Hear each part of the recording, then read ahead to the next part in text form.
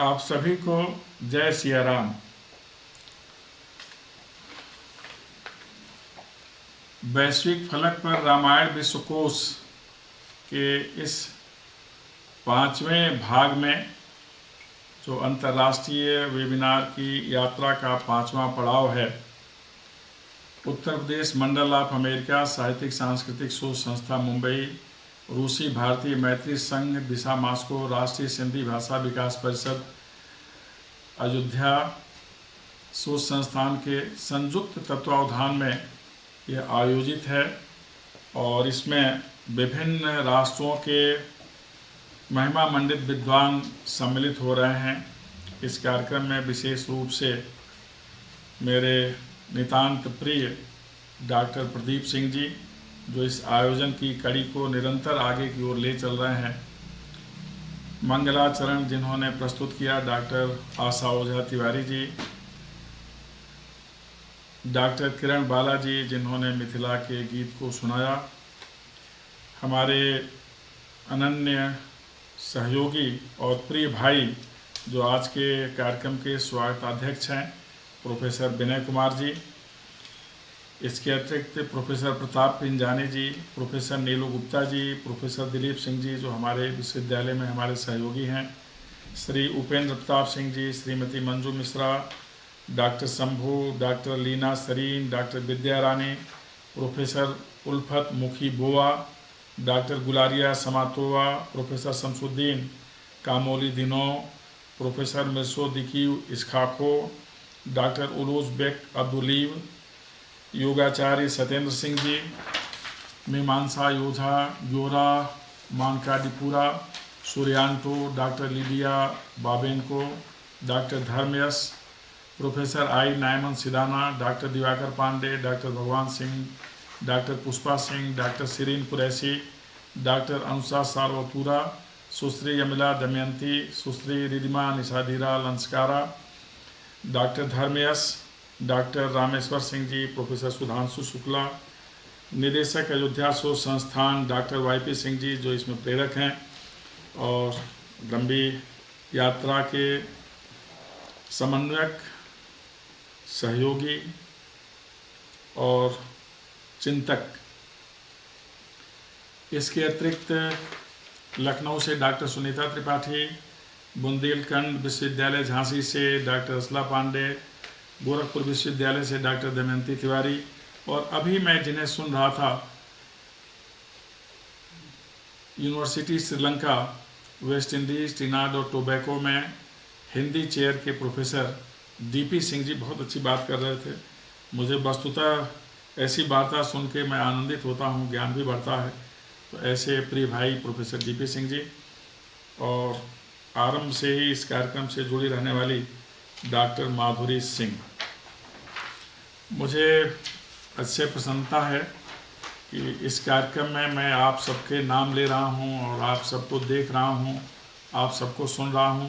आप सबके साथ ही हमारे साथ इस राम काज में अपनी उपस्थिति से भागीदारी सुनिश्चित करने वाले professor A K. Shukla ji, professor Rakesh Singh ji, doctor SD. Tripathi ji, और हमारे तकनीकी सहयोगी मिस्टर गौतम और मिस्टर गौरव। एक बार पुनः आप सभी को जय श्री राम। अच्छे प्रसन्नता की बात यह है कि हम लोग जो अभियान लेकर चल रहे हैं कि पूरी दुनिया में जहां राम कथा का श्रवण होता है, वाचन होता है, मंचन होता है और प्रभु राम के स्वरूप का दर्शन होता है, वहाँ पर प्रभु राम के चरित्र से संबंधित जितने विषय हैं, लेख में, कहानियों में, गीत में, गाथाओं में, चित्र में, सबको संकलित करने का कार्य चल रहा है। यह संकलन संबंधित देश की भाषाओं में होने के साथ साथ अन्य भाषाओं में भी अनुदित हो, अनुवादित हो, तो उसका प्रचार ज़्यादा होगा।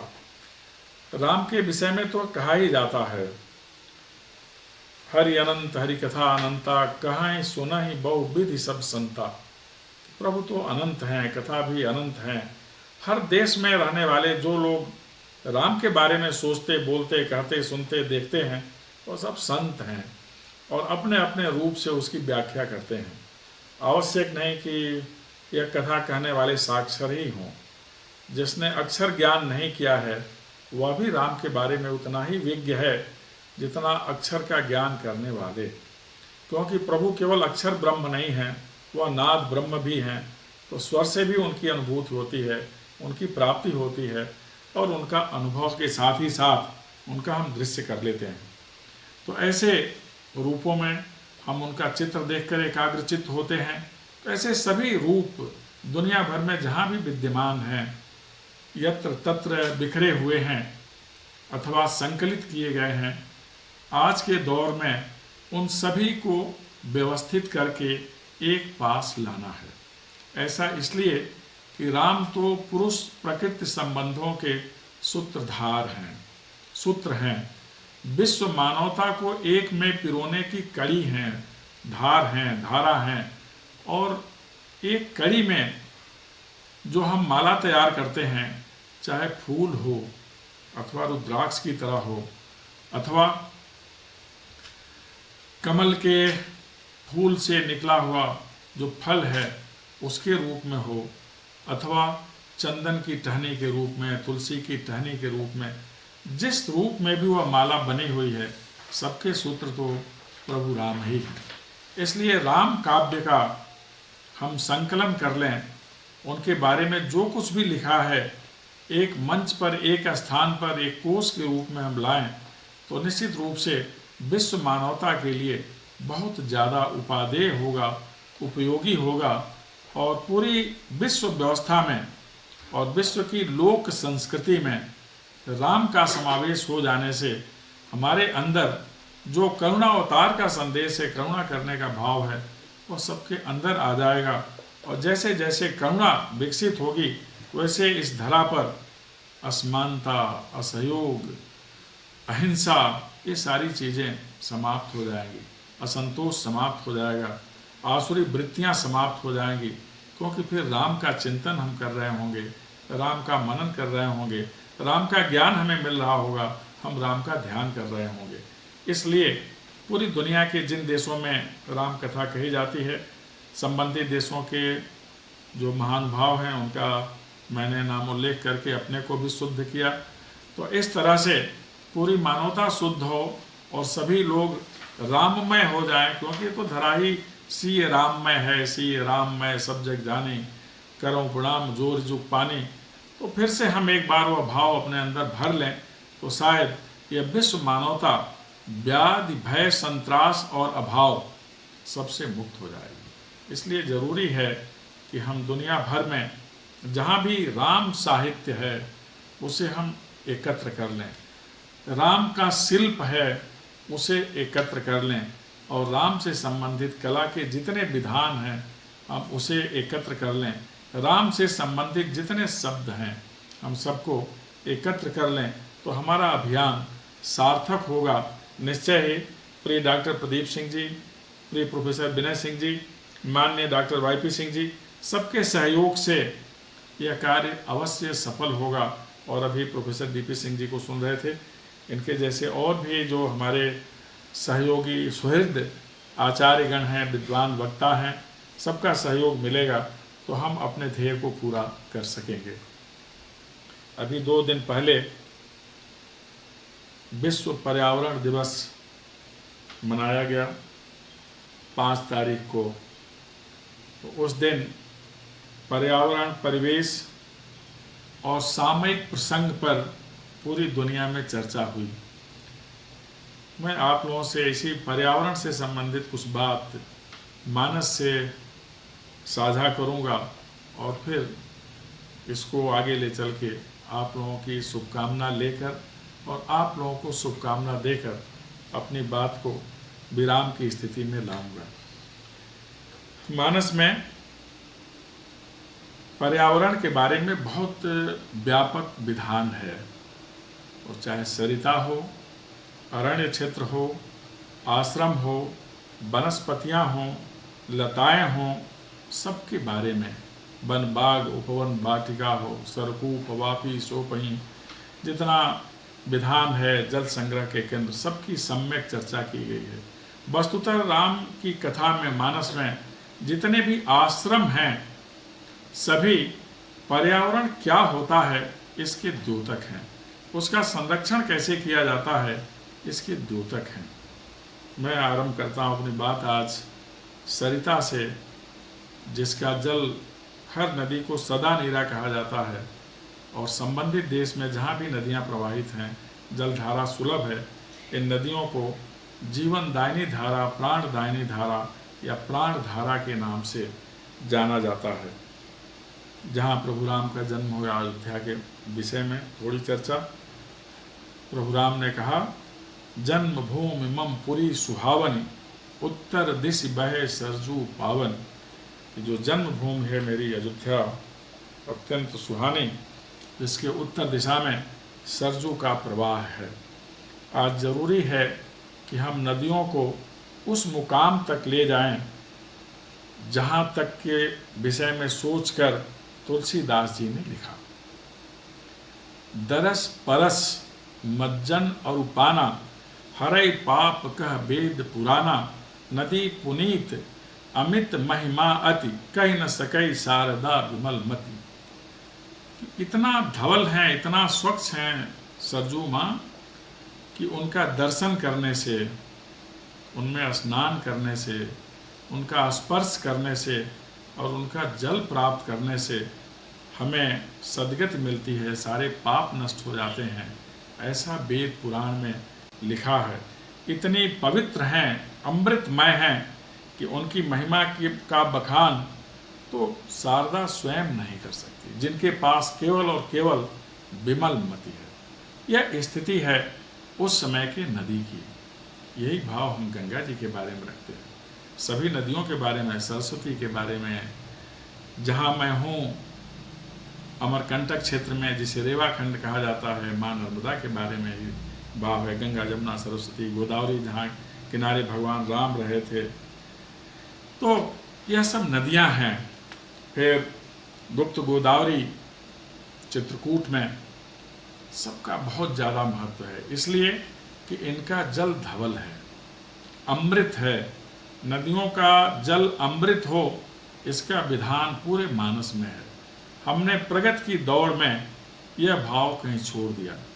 अब कभी कभी हम दुखी होते हैं जब सुनते हैं कि सदा नीरा के किनारे आचमन करने लायक भी जल नहीं रह गया। ये जो आपदा आई है, इसके चलते पूरी दुनिया में त्राहि त्राहि की स्थिति है। लेकिन इसका एक और प्रभाव है जो देखा जा सकता है। नदियाँ लगभग शुद्ध हो गई हैं, वायुमंडल लगभग शुद्ध हो गया है, अर्थात प्रकृति ने स्वयं अपना प्रक्षालन कर लिया है। कोरोना रूपी आपदा नहीं होनी चाहिए, कभी ना आए, इसका निस्तारण होना चाहिए। राम राज्य हो जहाँ सब सुखी हों, कोई व्याधि ना हो। लेकिन उसके लिए ज़रूरी है कि हम भी अपने प्रकृति को, अपने परिवेश को, अपने पर्यावरण को शुद्ध रखें। पर्यावरण तो वह है जिससे हम परिवेष्टित होते हैं, जिससे प्रकृति से सीधा हमारा तादात्म्य स्थापित होता है। पर्यावरण वह है जिसके अंक में हम अवस्थित होते हैं, जिसकी चेतना से हम संचालित होते हैं और जिसके प्राण वायु से हम स्पंदित होते हैं। तो इसका हमें निरंतर ध्यान रखना चाहिए। इस दृष्टि से पूरे मानस में प्रकृति का सम्यक वर्णन मिलता है। हम अगर आरंभ करें बालकांड से, तो पुष्प वाटिका का जितना सुंदर वर्णन मिलता है, शायद वैसा वर्णन आज तक किसी साहित्य में नहीं मिला, और हुआ भी होगा तो हम लोगों को पढ़ने का सौभाग्य नहीं मिला। अवश्य हुआ होगा, लेकिन अपनी जहाँ तक पहुँच है वहाँ तक यही सर्वोत्तम दिखा कि जहाँ जा कर के प्रभु राम जो सबको विभोर करने वाले हैं, वह पुष्प वाटिका में जाकर स्वयं विभोर हो जाते। कितने प्रकार के फूल, कितने प्रकार की लताएं, कितने प्रकार के सरोवर, कितने प्रकार के जल संग्रह केंद्र। लताएं संवाद करते हैं, पुष्प राम से मिलकर के अपने को धन्य समझना चाहते हैं। जो राम धन्य अवतार है, स्वयं में धन्य है, उनसे मिलने के लिए वनस्पतियाँ किस तरह चंचल हो उठी। कली का खिलना अपने आप में सुंदर सुखद होता है, और सामने प्रभु राम हो तो उसका खिलकर मिलना कितना सुखद होता होगा, आप अनुमान कर सकते हैं। पुष्प वाटिका में भगवान राम जिधर जाते हैं उधर के पुष्प उनकी ओर झुक जाते हैं कि हमें तोड़िए। हर आदमी अपने को बचाना चाहता है, जीवधारी हो, वनस्पति हो, जिसमें चेतना है, सब अपने की सुरक्षा चाहते हैं। लेकिन वह पुष्प वाटिका ऐसी जहाँ के पुष्प, कलियाँ, वनस्पतियाँ सब राम से मिल लेना चाहते हैं। उन्हें पता है राम तोड़ते नहीं, राम जोड़ते हैं। राम खिलते हैं जब अपने सामने खिला हुआ स्वरूप देखते हैं। राम स्वयं खिलते हैं, राम सबको खिलाते हैं। इस भाव से पुष्प, कलियां सब राम से मिलना चाहती हैं। और जब वहाँ माँ जानकी पहुँच जाए तब फिर क्या कहना। उस बाग का सौंदर्य तो देखते ही बनता है। ऐसा सौंदर्य जिसको देखने के लिए जितने देवी देवता हैं, जितनी शक्तियां हैं इस सृष्टि की, सब लालायित रहती हैं। और उस पुष्प वाटिका में भगवान राम और माँ सीता का मिलन होता है। और हमारे यहाँ जब राम ध्यान करते हुए प्रभु राम का गीत गाया जाता है माँ जानकी का, तो वहाँ एक बहुत अच्छी लाइन आती है, राम देखे सिया को, सिया राम को। और आगे आप लोग सब सुने होंगे, चारों आंखें एक समान मिल गई, या फिर मिलके जो पलक हैं वो फिर हो गए, क्योंकि स्वयं विधाता अपने स्वरूप से मिल रहे थे, प्रभु राम अपने स्वरूप से मिल रहे थे। राम और सीता एक ही हैं। तो इस तरह परमात्मा का और परमात्मा का स्वयं का मिलन हो रहा था। तो ऐसे में उस पुष्प वाटिका के सौंदर्य का वर्णन शायद शब्दों से संभव नहीं था। आशय सिर्फ इतना है कि हम जहाँ भी हैं, हम अपने आत्म तत्व का साक्षात्कार ऐसे ही पुष्प वाटिका में कर सकते हैं। तो जहाँ कहीं भी रहें, अपने आसपास पुष्प वाटिका अवश्य रखें। धरा पर या आजकल तो हम सभी जो विकास का स्वरूप है और विकास की दौड़ है, ज़मीन से ऊपर उठकर अब पिजड़ों में रहने लगे, फ्लैट्स में, उसमें भी अगर कहीं हवा आती है शुद्ध, तो वहाँ गमले में ही सही, लेकिन तुलसी और कुछ फूल हम अवश्य लगाएं। राम की यात्रा का अगला पड़ाव अयोध्या कांड, जहाँ से प्रभु राम की आगे की यात्रा होती है। और आगे की यात्रा में प्रयाग और चित्रकूट का वर्णन विशेष उल्लेखनीय है। प्रयाग में भारद्वाज जी से मिलने के बाद प्रभु राम, माँ सीता और लखनलाल जी अक्षय वट के पास पहुँचते हैं। और फिर अक्षय वट का वर्णन, जिसकी आज बहुत ज़्यादा उपयोगिता है, वहाँ बैठकर कामना पूर्ति हो इसका भाव लेना, जहाँ अक्षय वट के नीचे सारे देवी देवता बैठकर विश्राम और ज्ञान पाते हैं। और विशेषकर महाकुंभ के समय जिसकी छाया, जिसकी हवा और जिसका दर्शन सब एक समान तृप्त करता है मानव मात्र को, वहाँ प्रभु ने थोड़ा विश्राम किया। और फिर वट वृक्ष का वर्णन, जिसको लेकर के कणादि ने इस ब्रह्मांड की उत्पत्ति और स्वरूप और उसी के आधार पर ईश्वर क्या है उसके बारे में बताने की कोशिश की कि ईश्वर इस ब्रह्मांड से भी बड़ा, ईश्वर वह जिसमें सारे ब्रह्मांड समाहित, इसका वर्णन कालांतर में कणादि ने किया। लेकिन वट वृक्ष जो छाया, शीतलता, संतोष, विस्तार सब कुछ प्रदान करता है, वहाँ वंदना होती है। और आज भी वह परंपरा है, हम जहाँ रहते हैं एक विशेष दिन पर हम अक्षय वट की पूजा जरूर करते हैं। भगवान का ही ये प्रताप है कि बरगद, जिसकी वंदना प्रभु राम ने किया रामावतार में, और पीपल, जिसके बारे में कृष्णावतार में प्रभु कृष्ण ने कहा कि मैं वनस्पतियों में, वृक्षों में अस्वस्थ हूँ, इनके उगने का विधान स्वयं परमात्मा ने किया। आमतौर पर हम लोग नहीं लगाते हैं। हमें ध्यान करना चाहिए कि पीपल और बरगद जरूर लगाएं। यहाँ से यात्रा फिर चित्रकूट की, और चित्रकूट में जहाँ प्रभु राम निवास करते हैं वहाँ भी वट वृक्ष और विशेषकर तुलसी वृंदावन, जहाँ पर बैठकर सत्संग होता है। अर्थात राम तो वहीं निवास करते हैं। आशय ये है कि जहाँ तुलसी वन हो, वृंदावन जिसे कहते हैं, अथवा जहाँ तुलसी स्वयं हो, एक ही पौधा पूरे वन के समान होता है। अकेली तुलसी अपने आप में वृंदावन है। संदेश इतना ही है कि हर घर में तुलसी होना चाहिए। तुलसी का जो दल है, अन्य पौधों के पत्तियों को पत्ता पत्र कहा जाता है, तुलसी के पत्ती को दल कहा जाता है। और इसलिए कहा, दल तो एक समूह का नाम है, कि इसमें सर्वश्रेष्ठ एंटीबायोटिक तत्व हैं। इससे बेहतर एंटीबायोटिक कोई पौधा नहीं है। इसीलिए हर घर में तुलसी का होना आवश्यक माना जाता है। ये हमारे स्वास्थ्य के लिए रक्षक भी हैं। आगे की यात्रा होती है, अरण्य कांड में पहुँचते हैं। पंचवटी में भगवान राम गोदावरी के तट पर, वहाँ भी पंचवटी की शोभा वनस्पतियों की ही शोभा है, जहाँ की वनस्पतियों में राम कथा का गुंजन होता रहता है। पत्तियाँ भी राम कथा बोलती हैं, पौधे भी बोलते हैं, और केवल राम कथा, नारायण कथा, हरि कथा, प्रभु कथा, विष्णु कथा, यह सब चलता है। पंचवटी में सृष्टि विधान क्या होता है, इसका उल्लेख मिलता है। अर्थात हम अगर प्रकृति से प्रेम करें तो हमें सृष्टि का बोध होने लगेगा, जीवंतता क्या है इसका बोध होने लगेगा। दो और संदर्भ हैं इस प्रकृति के जिनका थोड़ा उल्लेख आवश्यक है। एक अशोक वाटिका और दूसरा मधुबन। अशोक वाटिका लंका में, उसके बारे में ऐसा कहा जाता है कि वही लंका में एक ऐसा स्थान था जहाँ किसी भी प्रकार का शोक संभव ही नहीं था, इसीलिए उसका नाम था अशोक वाटिका। जितने धरा पर फल हैं सब वहाँ। एक ऐसा वृक्ष अशोक जिसको माना जाता था कि वह शोक निवारक वृक्ष है, उसकी बहुलता। और वहाँ फिर रावण ने ऐसा स्थान बना रखा था कि जहाँ केवल शुद्ध शक्तियाँ ही निवास करती हैं, अशुद्ध सोच वाले वहाँ पहुँच ही नहीं सकते। इसीलिए उसका नाम अशोक वाटिका रखा गया था, जहाँ राम का रामत्व विद्यमान रहता है।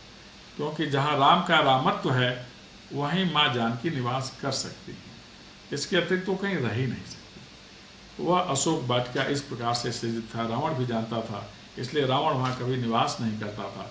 उसे सिर्फ इतना पता था, वहाँ जाने से रामत्व की अनुभूति हो जाती है, माँ सीता का दर्शन हो जाता है। तो ऐसी जगह पर माँ सीता को रखा। हनुमान जी ने देखा माँ दुखी हैं, तो उनको अशोक को लेकर ही भ्रम हो गया। अशोक का फूल माना जाता है कि धवल होता है, सफ़ेद।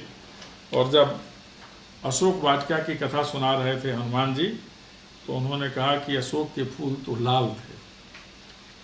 फिर बाद में भगवान राम ने निवारण किया कि हनुमान की बात भी सही है, अशोक का फूल भले सफ़ेद होता है, लेकिन माँ की पीड़ा देखकर इतना क्रोध में आ गए हनुमान जी कि अशोक का फूल भी उनको लाल दिखलाई देने लगा। तो क्रोधाभिव्यक्ति थी हनुमान जी की। तो ऐसा होता है अशोक वन, अशोक वाटिका। लेकिन तब से क्योंकि माँ दुखी थी, अशोक के वृक्ष को घर के सम्मुख लगाने का विधान खत्म हो गया।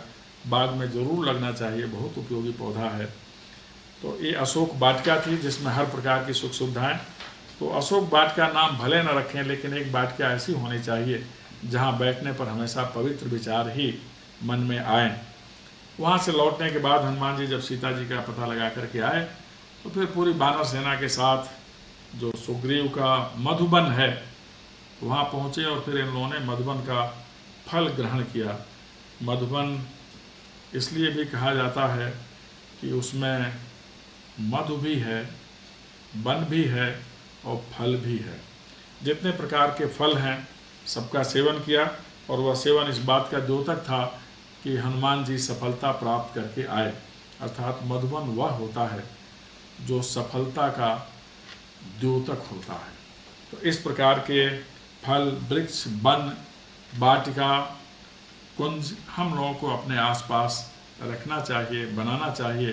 तो शायद जो विश्व पर्यावरण दिवस का ध्येय रहा है कि प्रकृति से मिलें, उसके लिए समय दें। मानस के माध्यम से हम यह प्रेरणा लें और इसको आगे बढ़ाएं। बहुत सारे प्रसंग हैं इसके जिस पर चर्चा हो सकती है, आप लोग अलग अलग चर्चा करेंगे। एक चर्चा आज इस पर विशेष रूप से मुझे करनी है। हमारे जो विशेष कार्याधिकारी हैं, आज इन्होंने संकेत किया कि आज थोड़ा सा उल्लेख राम और भरत मिलन का भी होना चाहिए। हम सब जानते हैं कि अयोध्या कांड में ही प्रभु राम जंगल के लिए प्रस्थान कर गए। चित्रकूट तक की यात्रा हम लोगों ने सुनी। चित्रकूट में ही भरत और राम का मिलन हुआ। भरत क्या हैं इसकी परिभाषा थोड़ा सुन लें।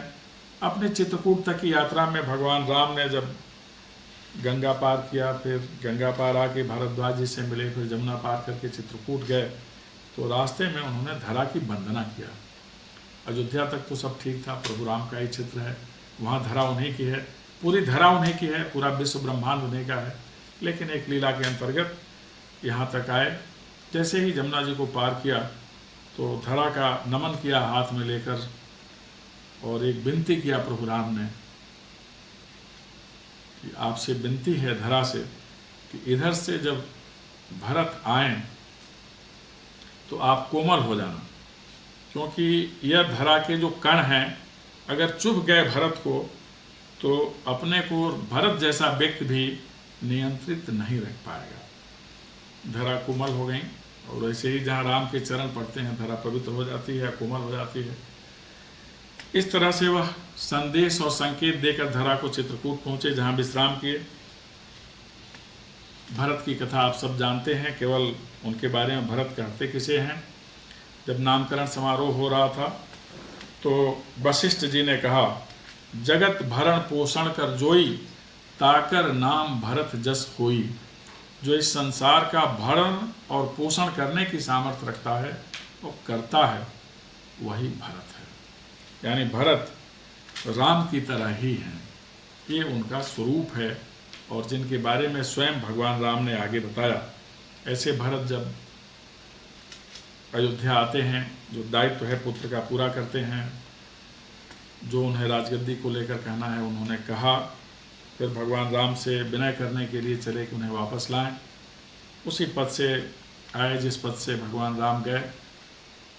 रास्ते में केवट मिले उनसे निषाद, फिर भारद्वाज आश्रम, यहाँ से होते हुए जमुना पार करके वो चित्रकूट पहुँचे। बीच में कुछ प्रसंग आए। एक प्रसंग तो प्रयाग का प्रसंग आता है, जिस पर एक छेपक कथा है। वहाँ आकर गंगा जमुना सरस्वती का उन्होंने वंदन किया, लेकिन ऐसी कथा आती है कि भरत जी ने स्नान नहीं किया। इसके पीछे मान्यता रही कि यहाँ माँ सरस्वती भी हैं। भरत जी को सब पता है कि माँ सरस्वती किसके निर्देश का पालन करती हैं, लेकिन स्नान इसलिए नहीं किया। ऐसी छेपक कथा है कि वो थोड़ा जो प्रभु राम की ही रचना है उनसे थोड़ा असंतुष्ट हुए कि माँ अगर आपने चाहा होता तो ना मंथरा की मति खराब होती और ना माँ कैकेयी की मति खराब होती, तो आपने ऐसा चाहा नहीं, इसलिए मैं स्नान नहीं करने वाला। तो एक असंतोष था उनका, जिसकी अभिव्यक्ति उन्होंने किया। लेकिन वंदना गंगा यमुना सरस्वती सबकी किया, जो जो राम जी ने किया सब भरत जी ने किया। उस पार जैसे ही जमुना जी के पार गए तो पहला काम जो भरत जी ने किया वो बालू तट को उठा के अपनी आँख में डाला, क्योंकि आँख सबसे बड़ा टेस्टर है। कोई पदार्थ कठोर है अथवा नहीं, इससे बड़ा कोई टेस्टर नहीं है। तो जैसे ही बालू और आगे जाकर कई जगह उन्होंने मिट्टी के कण भी उठाए और आँख में ही डाला, हाथ से नहीं मसला। और वह आँख में जाकर जैसे पाउडर कोमल होता होगा, उसी तरह से वह रजकण भी भरत लाल के आँख में जाकर कोमलता से ज़्यादा कोमल हो गई। तो भरत जी ने मान लिया कि प्रभु राम जिस पद से गए हैं वह कंटकाकीर्ण नहीं रहा होगा, और धरा ने राम के संदेश का अनुपालन किया, यह राम को संकेत दे दिया। जब पहुंच गए चित्रकूट और उनकी विवशता, अधीरता, आवश्यकता और उन्मुक्तता, सांसारिकता से देखा निषाद ने कि कैसे हैं भरत, जो सबको लेकर के आ रहे हैं। एक स्थान पर सबको विश्राम दिया, प्रभु राम से मिलने के लिए अकेले चल पड़े भरत, शत्रुघ्न और वह निषाद। तो निषाद विदेह हो गया। दो जगह विदेह का उल्लेख हुआ है मानस में। एक तो जनक जी के लिए कि यह देह धारण करते हुए भी वह विदेह थे, बिना देह के थे, अथवा विशिष्ट देहधारी थे, अथवा देह होते हुए भी इस देह के बंधन में नहीं थे। ऐसे व्यक्ति को विदेह कहा जाता है। विदेह उसे कहा जाता है जो ज्ञाता ज्ञान और ज्ञेय की त्रयी के ऊपर बैठता हो, उसे विदेह कहते हैं। ऐसे जनक जी थे। दूसरा शब्द तुलसीदास जी ने निषाद के लिए चित्रकूट में प्रयोग किया। इनकी दशा देखकर, पहले भी वो दशा देखी थी, पहले भी विदेह हुआ हो कि निषाद तो विदेह हो गया। विदेह होना मतलब तन की शुद्ध बुद्ध खो देना। ऐसे भरत थे, भगवान राम के प्रति अनुरक्त। भक्त भरत, अनुरक्त भरत, भक्ति और अनुरक्ति दोनों के प्रतिमान हैं भरत जी। जब चित्रकूट पहुँचे तो बाहर से लक्ष्मण लाल जी तो भगवान राम की सुरक्षा में, जो जगत को सुरक्षा देता है, उसकी सुरक्षा और सेवा के लिए लक्ष्मण जी खड़े। उन्हें पता चला कि इतने सैन्य बल के साथ आ रहे हैं, तो फिर इन्होंने अपना बताना शुरू किया भगवान राम को। यद्यप सेवक को बहुत तो नहीं बोलना चाहिए, लेकिन ऐसी स्थिति है कि मैं आपसे कुछ कहना चाहता हूँ।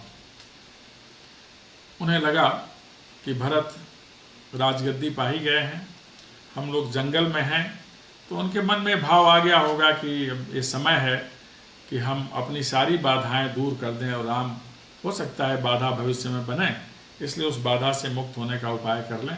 इसलिए वह सैन्य बल के साथ आ रहे हैं। और मैं आपका संकल्प लेकर कहता हूँ कि उनका यह मनोरथ पूरा नहीं होगा, क्योंकि नीति ऐसा कहती है।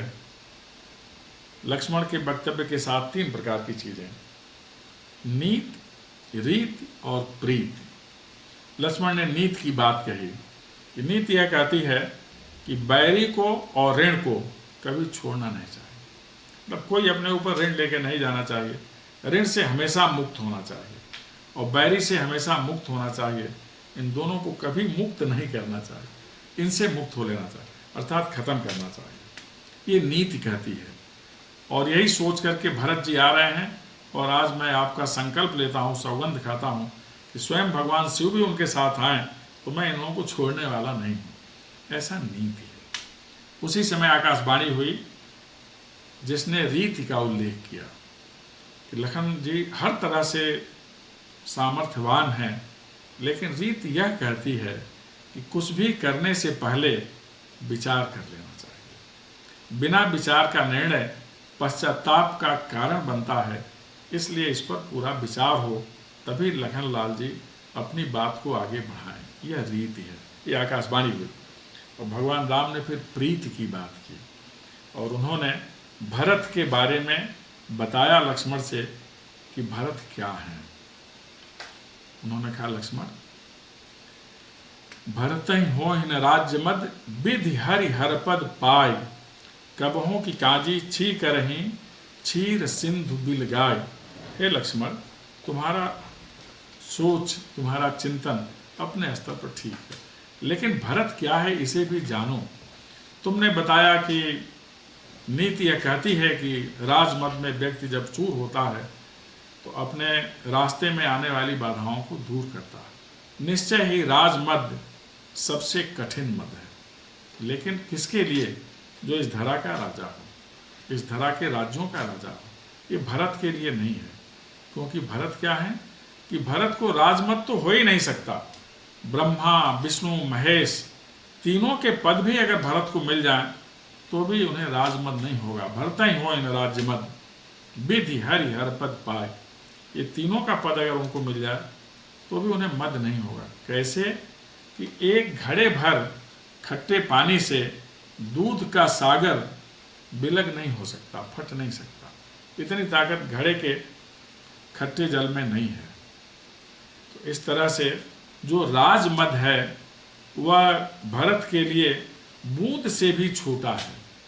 वह भरत के स्वरूप को, भरत के सागर रूपी नीति, नैपुण्य को, त्याग को और अनुराग को कभी खत्म कर ही नहीं सकता, क्योंकि उनका पद ब्रह्मा, विष्णु और महेश सभी से ऊपर है। ऐसे हैं भरत जी, इसका हम सभी को निरंतर ध्यान करना चाहिए।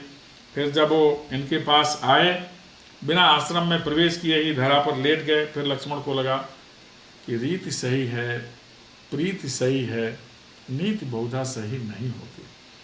फिर उन्होंने राम को बताया कि भरत जी लेटे हुए हैं, और उस समय की दशा का वर्णन करके मैं आप सबसे विश्राम लूँगा। राम जी इस तरह से उठकर भरत की तरफ दौड़े कि उन्हें इसका भी ध्यान नहीं रहा कि उनका हाथ में रहने वाली उनकी शोभा, कंधे पर रहने वाली उनकी शोभा क्या है। उनकी दशा भरत की ही दशा हो गई, मानो राम और भरत एक ही हो गए। और दोनों किस तरह से मिले, जिसे कहा जाता है प्रबल प्रेम का प्रवाह, जिसमें मन बुद्धि चित्त और अहंकार को भूलकर मिला जाता है। और इन मन बुद्धि चित्त और अहंकार को केवल परमात्मा ही भूल सकते हैं, यह मनुष्य का स्वभाव नहीं है। वहाँ इस बात का वर्णन करते हैं तुलसी जी इस माध्यम से कि भरत वही हैं जो राम हैं। तो राम भरत का इस तरह से मिलन हुआ, और उस मिलन में जो मन है वह गतिशून्य हो गया। मन का स्वभाव क्या है? संकल्प, विकल्प और चांचल्य, इन तीनों से मन मुक्त हो गया और मन स्वयं वहाँ स्थिर हो गया। ऐसी प्रीति का प्रदर्शन भरत और राम के मिलन में हुआ, और इस प्रीति की गहराई, ऊंचाई और व्यापकता का वर्णन स्वयं ब्रह्मा विष्णु महेश भी नहीं कर सकते, वहाँ तक अनुमान भी नहीं पहुँच सकता। इस तरह से दोनों मिले। दोनों की असुधार की धारा और भी थी, विचार की धारा एक ही थी, सोच की धारा एक ही थी, साधना की धारा एक ही थी, लक्ष्य की धारा एक ही थी। इस धारा का कल्याण, मनुष्यता का कल्याण, प्रकृति का कल्याण, परिवेश का कल्याण, यह उनका ध्येय था, जिसके लिए दोनों ने फिर आगे की यात्रा की। राम भरत संवाद आगे का विषय है, जिस पर समय समय पर चर्चा होती रहेगी। लेकिन यह मिलन त्याग और अनुराग की पूर्णता का मिलन था, आसक्ति और विरक्ति की पूर्णता का मिलन था। एक ऐसा प्रेमालाप जिसमें बंधुता एक प्रमाण बन जाती है, एक आदर्श बन जाती है। एक ऐसा प्रेमालाप जो सिर्फ देखा जा सकता है, अनुभव किया जा सकता है, जिसका वर्णन नहीं किया जा सकता। वहाँ तक किसी की भी विमल मति नहीं पहुँच सकती। वहाँ स्वयं ब्रह्म होकर ही हमारी समझ पहुँच सकती है। यह भगवान की कृपा से होता है। आइए हम केवल ध्यान करें राम और भरत के मिलन का, जिसको त्रिपाठी जी बता रहे थे, चैता में गाया जाता है। भरत चले चित्रकूट हो रामा, राम को मनाने। रामा और राम जो रमापति हैं, उनको मनाने के लिए रामानुज भरत पहुँचे हुए हैं। यह कथा आगे बढ़ेगी। ऐसे भरत जी, ऐसे प्रभु राम, ऐसी माँ जानकी हम सभी का कल्याण करें। और यह जो ध्येय है विश्व मंच पर रामायण विश्वकोश बनाने का, यह अपने लक्ष्य में सफल हो। आप सभी ने ध्यानपूर्वक सुना। एक बार पुनः आप सभी को राम राम, जय सिया राम।